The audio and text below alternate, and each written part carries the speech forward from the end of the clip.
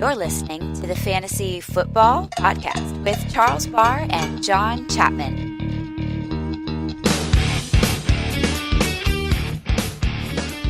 Here we go, episode 19. I'm off my bye week. I'm off my suspension. We missed out on Chuck last week, but we kind of move on and we do what we can do. Man, I hung out with Marshawn all week. It was awesome. You took an honorary suspension with the greatest Marshawn Lynch.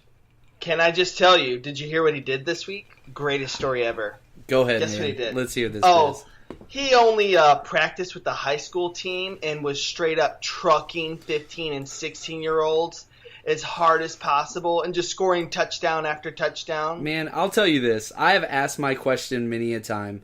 I wonder what it would be like to go back and play high school football now. Like, I feel like I would be decent. I was all right back in the day, but I'd be amazing. Yeah. Well, turns out Marshawn Lynch got to live that dream. I have no idea how everybody signed waivers for that, but I'm so thankful that took place. He basically, played Madden on rookie. Yeah. And yeah. And he just leveled children, which, God, that's awesome. But let me just say, loving this fantasy year, so pumped up for what's to come. It's been so much drama and so much uneven ground that nobody kind of knows where to be. So it's just been good. And it just got more crazy. Woo! Just literally seconds before we hit record, the Ezekiel Elliott suspension has finally been upheld, and he is out for the next 6 games.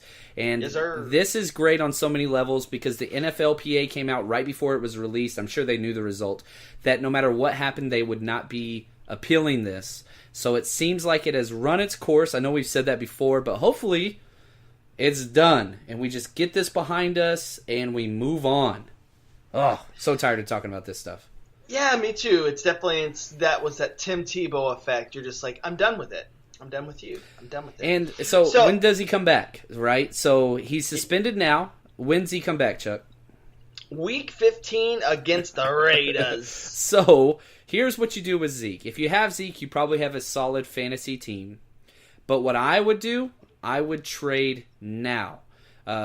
Figure out that first, second, third place team. Unless you're one of those, there is no reason to hang on to Zeke. Put them out there as trade bait for whoever thinks they're invincible and they're on a 3 or 4 game win streak, and see what you can get. Offer him up for Chris Thompson. Offer him up for Pierre Garçon, that we're going to talk about in a little bit. Try to get whatever your weakness is, whether that's a tight end, so on and so forth. Go get a stud tight end or package him. Because, again, best case scenario, you have to make your fantasy semifinals just to be able to play him again.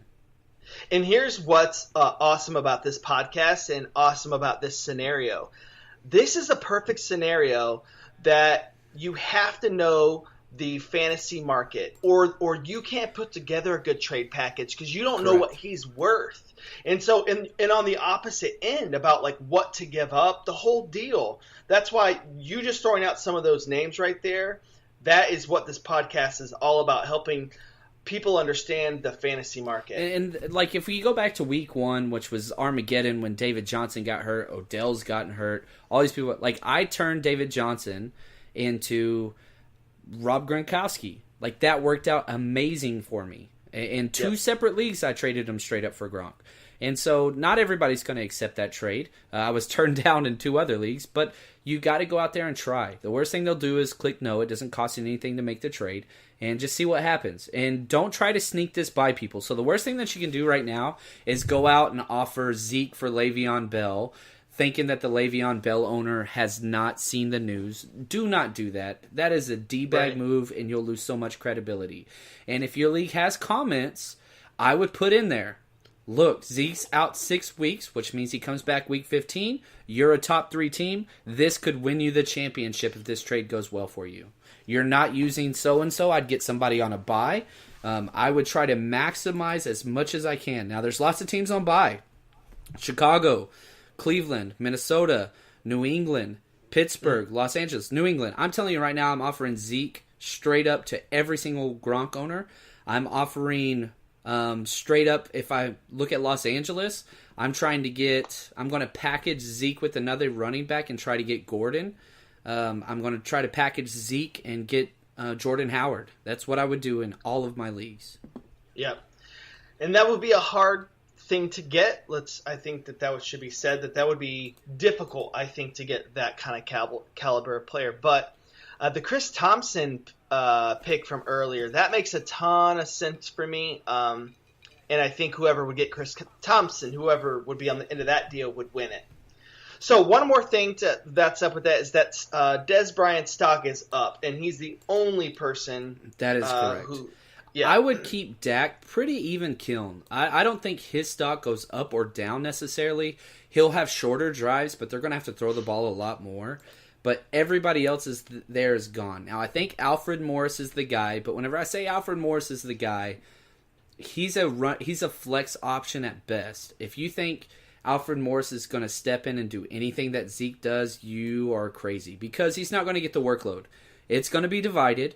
I think Darren McFadden will get some carries. Their third down guy is going to get some carries, but they're not the same team without Zeke. Zeke is special, but still, pick up Alfred Morris in every single league. I'd pick up Darren McFadden in most leagues, but Alfred in every single format, every league. Yeah. All right, let's move on to trade rumors, because here we are, probably less than 24 hours, for sure less than 24 hours away from the trade deadline. It's a weird day for John Chapman, guys. And I don't talk in the third person, but I'm not really here right now. I'm going to be really honest with you. You know, John, before this podcast recorded, I just got to let you guys know he's been living in the wilderness, okay? He's lost. He's having an existential moment. He doesn't know what to do right now. You can't ask him a lot of questions. So I'm the ultimate, the draft is the greatest, used to be the greatest day of the year. Now the greatest weekend, which is awesome. And the 49ers gave up their second-round draft pick for Jimmy Garoppolo. Now, I wasn't super high on Jimmy in the draft process or since. The Patriots are a system, and we have seen what happens when quarterbacks leave that place. And so I'm just a little... I've got nothing to process this. I'm going to be really honest with you. I'm kind of in fantasy limbo right now. Yeah, do you hear that tone in his voice? It's empty. Life is a flat circle. Yeah. Great True Detective reference. Oh, I love Matthew, it. Help me. So let me just say real quick, Jimmy G to San Francisco, give me the ceiling and the floor for this year. Okay, for this year, if you're looking for Jimmy Garoppolo to be a fantasy relevant quarterback, I think you are misguided. The weapons in San Francisco are not there. However, every single offensive player that wears the San Francisco 49ers uniform is a gigantic stock up. Okay? Would I pick up Jimmy Garoppolo? Why not? If you got a long shot and your team's garbage or whatever, go ahead. I don't think he's going to finish in the top 16 per week average, but if you got Pierre Garçon, I love Pierre Garçon now. You have an accurate quarterback, and I think that's going to help. I think it's going to help Carlos Hyde. Kittle, the tight end, I think it helps everybody there. So this is great. Now, whenever I say that, I think Pierre Garçon, he was a flex wide receiver too. I think this bumps him up a little bit more into a top-tier wide receiver too, because he's so consistent and the targets are there. So hold your horses. I don't think he's a wide receiver one or anything like that, but he's a guy that's going to be consistent. Yeah, I like him better too. But I think the one guy you said, George Kittle, really interested to see his performance moving forward. And I just got to say something for the Niners. So my team, the Eagles, just played the Niners. And I got to say, you guys got a lot to look forward to. They gave us trouble. And if not for the inaccuracy of C.J. Beathard and the weather conditions and some kind of rookie mistakes on the defense, man, you subtract that out, and San Fran could win that game. No joke. I mean, they're going to be a competitive 33 group. to 10, man. God, I appreciate your kind words. We're down to our fourth offensive tackle, and that's the thing that stinks with Jimmy coming over. He's not going to be protected. Well, our tackles are up there with the best in the league whenever you talk about Joe Staley and Trent Brown, but they're both possibly out this next week. So that's huge. In the words of Jimmy Garoppolo's Twitter, tonight after the trade, That shit crazy. Yeah, props to him for tweeting that out. That was so great. It made me happy, but, I mean, you got to realize, oh, man, I might get concussion next week. Like, that's a thing. Right. Hey, there's another big trade. Another big trade happened today as well. Oh, yeah. Oh, so we got the big Dwayne Brown traded to the Seahawks, the left tackle for the Houston Texans. This is huge, and they gave up a lot to get him. They gave up Jeremy Lane, a 5th round this year and a 2nd next year. And this is huge because the Seahawks have the absolute worst offensive line in the entire NFL. Yep. And this is absolutely gigantic because Russell Wilson might be the number 1 quarterback for the rest of the year. I'm going to be real honest with you.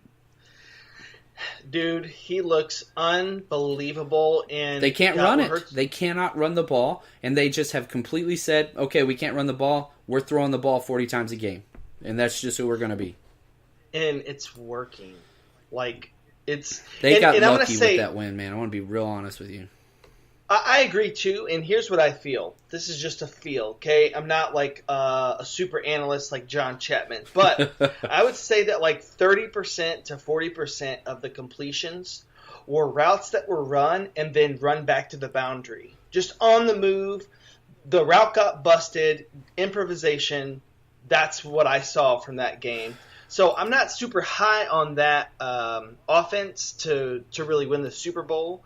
I think that they can make a deep playoff run with more protection for Wilson. So if you just look at his last 2 games, Russell Wilson, and this is against the Giants at New York and Houston, 2 solid defenses. He has passed for almost 800 yards and 7 touchdowns in his last 2 games. That doesn't make sense against those defenses. Like, right. That's solid. It's not like they're just playing nobodies. Like, they're playing legitimate teams and legitimate defenses. Now, I know they lost a lot of guys, but I'm telling you this right now, Russell Wilson has a chance to finish as the number 1 quarterback. And his schedule gets a lot easier as time moves forward. So, quick question here. That matchup, the Seahawks-Texans, it didn't make a lot of sense what happened. So, are the offenses that good, or are there some weaknesses to that defense? Because I was surprised to see no. Seattle's defensive line give up what they did. If you look at what they have done, what Seattle has done all year, their defense is that good. Those 2 quarterbacks are out of this world. And yeah. I'm a 49ers fan. Like understand that. I hate the Seahawks with every breath that I have. Deshaun Watson is amazing. And like I'm telling you this, the top 3 quarterbacks, you could say top 4 and then there's a huge drop-off. Tom Brady, Deshaun Watson, Russell Wilson, and your boy, good old Wentz. Those are the top 4, and that is the tier, right? So, like, we talk about tiers and not solid rankings. I would be happy with any one of those 4. If I'm picking mine, I'm taking Watson first, personally, fantasy-wise. But all 4 of those guys, if you can get any of those, like, go get them. Those guys are a cut above. And I have Watson and Wentz on one team in the league, and nobody will trade me for either of them. Anyways, okay. Maybe it's because I'm an a-hole. Yeah, I was going to say nobody likes you, but that's okay. Nobody likes me either. Yeah, that's what we got in common. So I think the talking in the third person will help that out, though. Like, if I do that more, I think people will like me more. Charles agrees. So any other trade rumors that you're aware of? I'll just say one from my end. As silly as this one is. Go ahead. Would it be cool? Should be cool. Does it make sense that the Eagles and the Jaguars called for Calvin Johnson's retired rights? And it's in the works right now, to be honest with you. And so I'm pretty sure Howie Roseman called up the agent of Calvin and said, "Hey, we're interested," and they said, "See what you can do." So, I mean, if this happened, are you kidding me? The Eagles would have so many new fans, because y'all don't have a lot of fans. No Super Bowls, that's kind of a big deal about that. But, sorry, I don't want to be mean. Misery loves company. You know what? John in the wilderness. Cuts to the bone. You're also lonely. Yeah, anyways, I don't think there's any chance the Jags could get him. I don't think you come back for Blake Bortles. You just look back at the video where Allen Robinson tears his ACL and Blake Bortles walks over and taps him on his injured knee that he just tore. Like, you don't want to play for that guy. Oh my god! But there's a couple other trade rumors out there. T.Y. Hilton is on the trading block, which is crazy to me. I don't understand that. What? But he's got such a big contract, so the compensation is going to be small. They're just trying to get out of that contract. Carlos Hyde was on the trading block, but I feel like this trade negates that.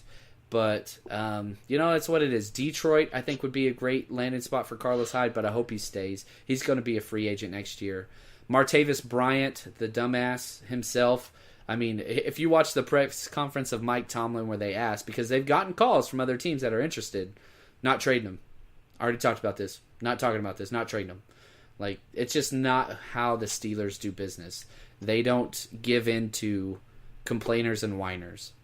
So, anyway, that's what that is. Send him to the Browns and watch him fall in the pit like Mortal Kombat. I mean, that's just like... They already traded... Yeah, Sammy Coates went there, and have you heard anything? Nope. It's like, oh! Anyways. Finish him. That's right. Which, he finished himself. So, real quick.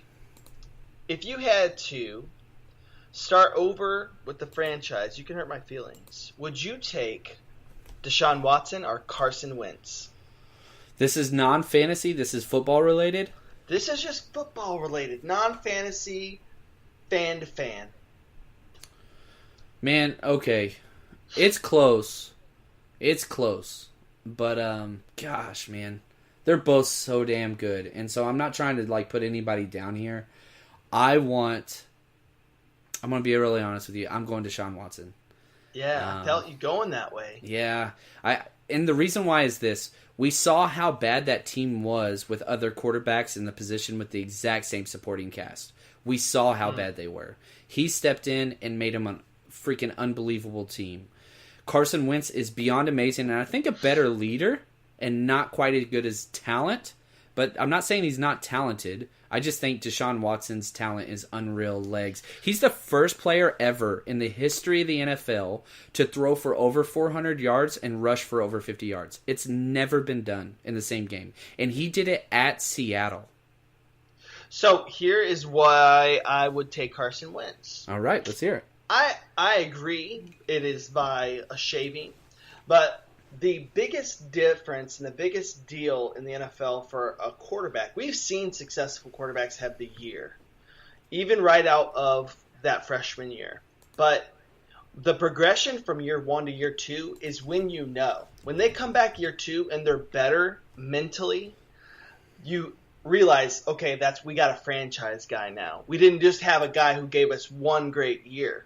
And I don't think Deshaun Watson has the makings of an RG3 at all. This guy is legit. Yeah, he's not RG3. He's not a gimmick runner. Right. So if you put Deshaun Watson next to RG3 in a race or any athletic competition, the muscle composition is nowhere near those two. He is a quarterback that happens to run. He is not an athlete that's a quarterback. He's not that great of an athlete. But he is a damn good quarterback. Right. So, real quick, just want to say one of the updates for our bets. I just want to let you know where I'm at. The Jaguars are in second place, man, and I don't really see them giving up second place. Oh, they're giving. Guess who's behind them? Who's that? Yeah, the Texans are going to pass them. They're going to pass them completely. You have the And Titans who's in that first? are there. Nah, but the Titans ain't performing, and the Jaguars' defense is serious. Yeah, their dude. defense is very, very good. Very, very good. And it just got better. They just got Marcel Darius. Yeah, that made me mad when I saw that trade. Dude, I mean, this team, defensive line-wise, who's going to run on them right now? Yeah. Not a lot of people. And Jalen Ramsey is the real deal to shut down corner. So I'm just saying. Yeah. And Blake Bortles, he's just, he's just going to take a little So time. you're ahead on that trade. Now, we've also bet Luck over Matt Ryan end-of-year fantasy. Doesn't look like Luck's going to play this year, so congratulations there. Thank you. Yeah, man, that makes me so mad. Mike Williams over Zay Jones. And this is turning out to be a barn burner, folks. So Mike Williams has 1 fantasy point through 2 weeks of play. And Zay Jones has 8 through all weeks of his play, which he had his best game this week. Nothing special, so that one sucks. I still think I'm going to win that trade. I still think I'm going to win it because I think Mike Williams is going to get hurt.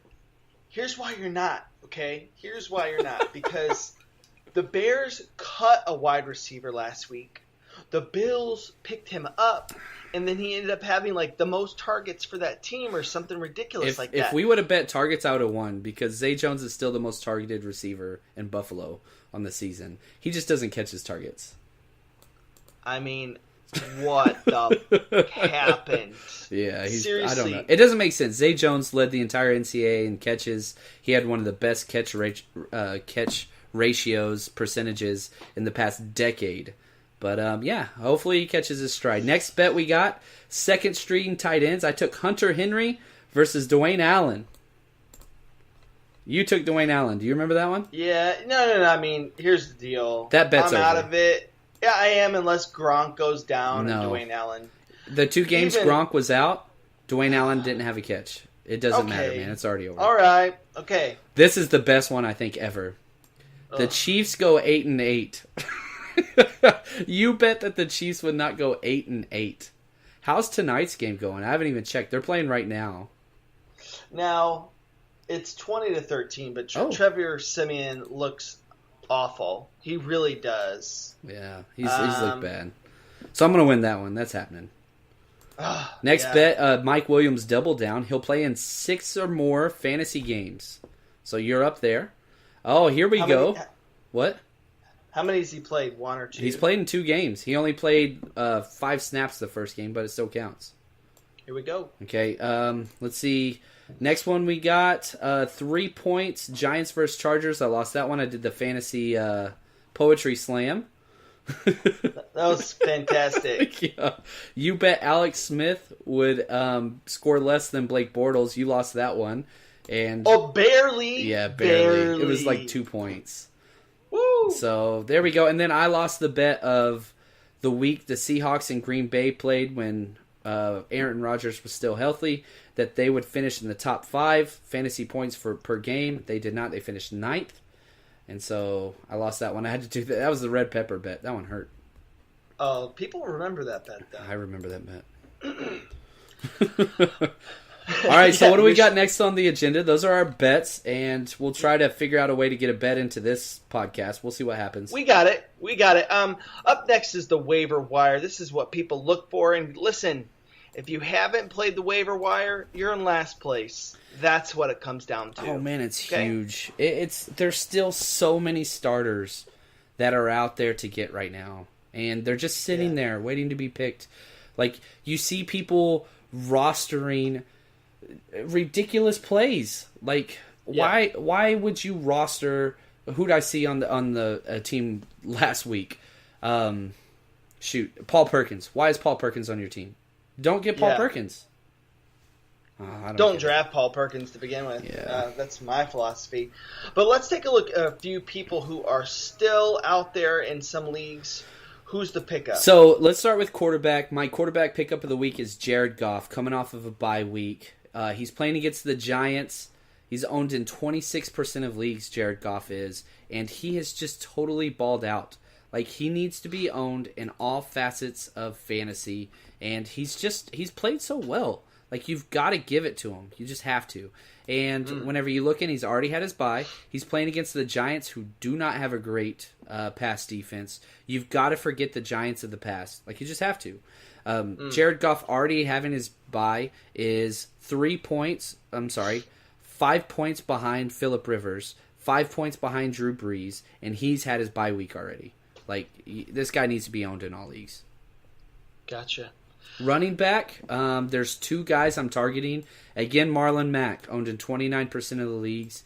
He played great last week. Unlimited touches. Barely passed 10 touches, but found the end zone. Alex Collins, he is the running back to own for a terrible, terrible, terrible team. But still, he's a starting running back. Yeah. He looks good. And he's putting up points. I mean, that's the thing. Like, you look at these guys, and you see what they're putting up, and you've got to realize, okay, yeah, he's not great. He's not a great football player, so on and so forth. But this is a guy that's getting the ball in the NFL. And you've got to get these guys on your roster, especially when they're free. Can I just make a note real quick about Alex Collins real quick? Alex Collins was a running back at Seattle. and they cut him. I just want to say real quick that sometimes bad position groups in NFL camps can make GMs and coaches make big whiffs. And I'll say this on players. Yeah, and they were a victim of their own circumstance. They had a lot of guys that were very, very close. J.D. McKissick, Chris Kaysen, Eddie Lacy, Thomas Rawls, C.J. Prosise. You got these 6 guys, and none of them are standing out. And they're like, man, somebody's got to go. Now, we know Chris Carson was amazing. That guy, if he would have stayed healthy, he was going to be a force to be reckoned with. But Alex Collins was the number 2 guy there. There's no doubt about that. If you can look like a viable running back for the freaking Ravens, you're solid. Now, the problem is he has fumble issues. So that hasn't reared its head yet.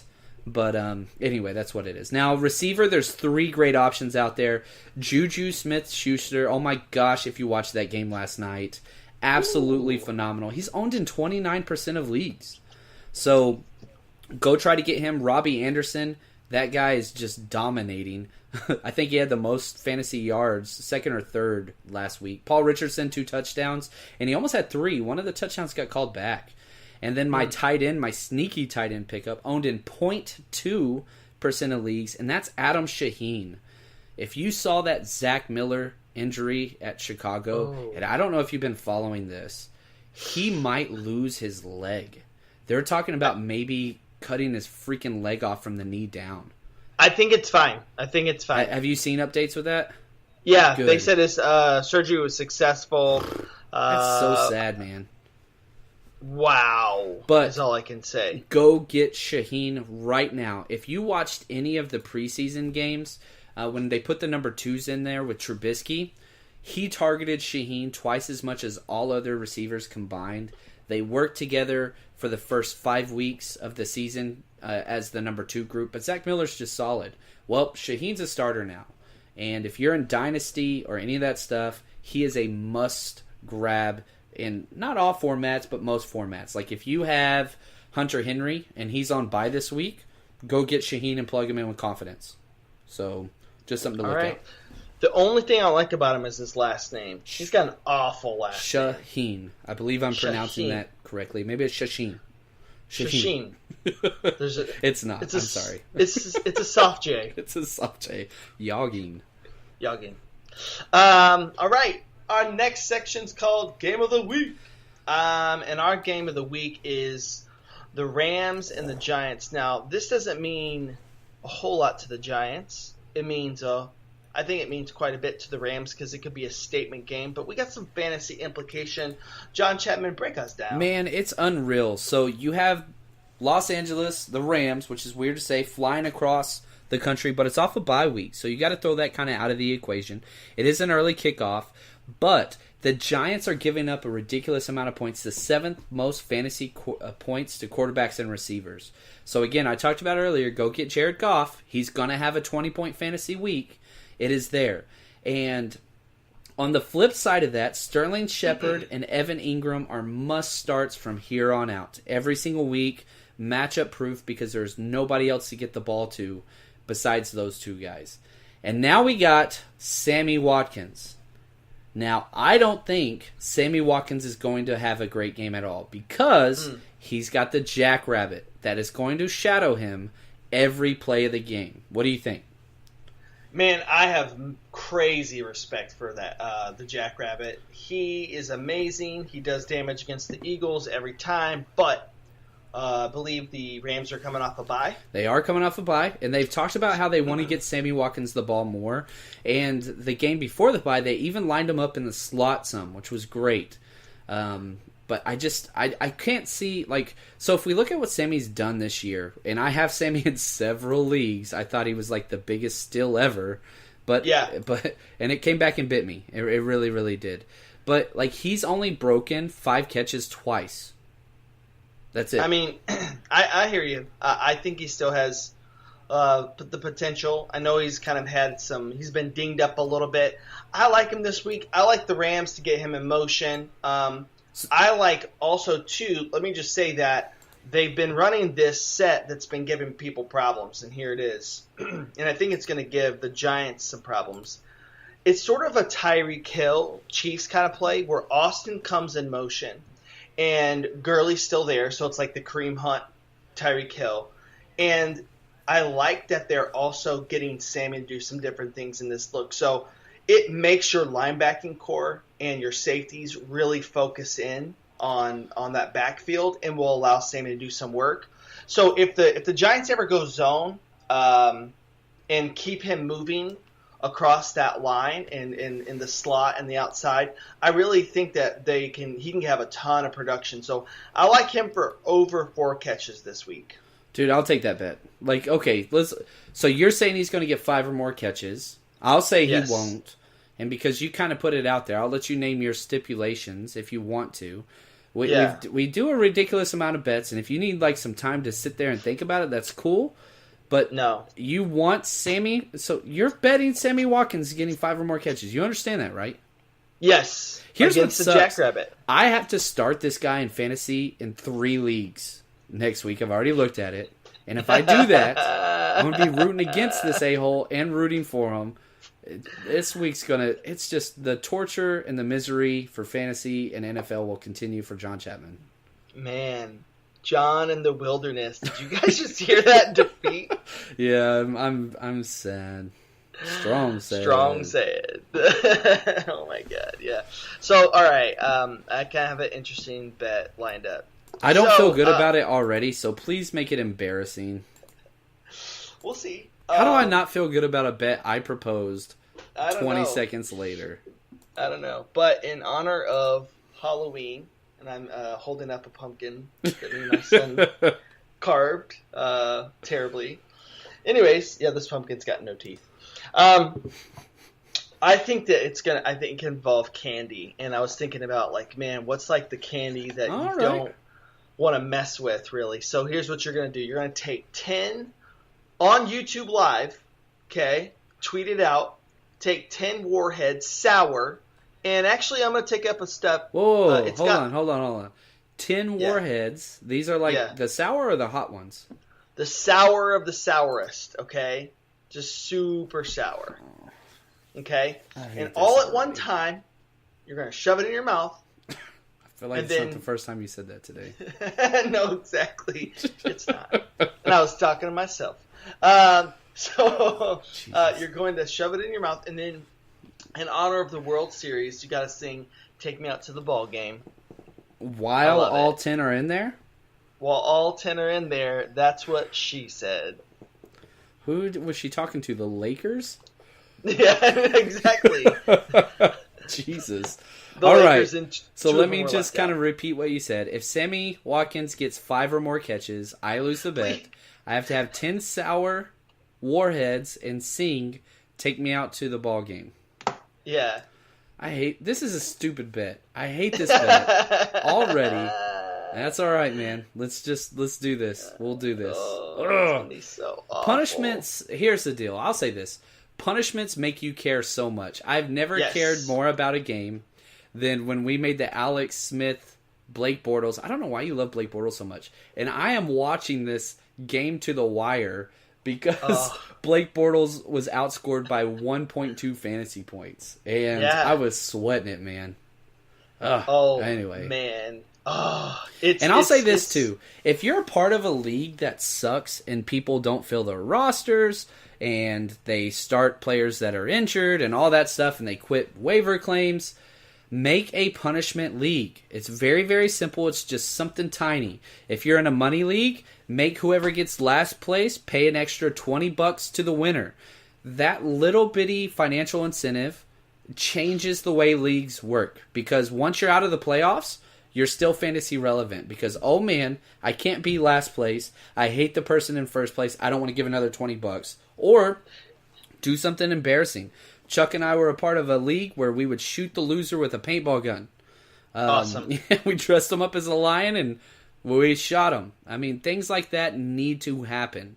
We have given you guys several examples of terrible bet punishment. So enact those things. You probably can't do it now, But for future use, if you are in a league right now where it just sucks because one person doesn't fill out their roster, these are ways that you keep every member in the league completely engaged. And whenever you make this bet and this promise to start the year, everybody thinks they're going to win. Nobody goes into this thinking they're going to lose, and so they will agree to stupid stuff. Well, let me say a few other things too. It also prohibits or at least reduces people teaming up. Okay, collusion, okay, and dumping their team for their buddy, like all that stuff. Because now you're out for yourself. You're not going to let it happen to you. So that's another really good reason to enforce a punishment rule. It doesn't have to be super severe. No, okay? something small. Put a bumper sticker on your car. Let somebody change your Facebook profile if you're old people like us. It could be whatever. It could be anything. Take a poetry class or something like that. Yeah, it could be something small just for you guys, or wearing a sign or a shirt that's ridiculous, dressing up like My Little Pony out in public. There's so many different options. But think about those things because they make it more fun. That's what you remember. Become a big brother to a kid and mentor him for just 1 year. And at that year, you have to cut it off no matter what. Oh my God. That was the worst thing ever. But somewhat helpful. So technically, I think that still goes in the positive.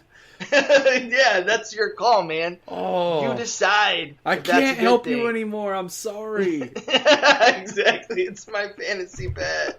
We've had the best year. That was the worst thing you've ever said. We got to end this episode quick. I hope nobody listened this far. Please don't listen this far. And please stop listening 10 minutes ago. Please. Oh, the wilderness is a dark place. Oh, we're in the wilderness. All right. We should just run. All right. Thanks, guys, for listening this week. And always hit us up on Twitter, JL_Chapman, or at host Chuck B. You guys are the best. Big brother, be a mentor. For 1 year. For 1 year only. Bye, kid. Peace, guys.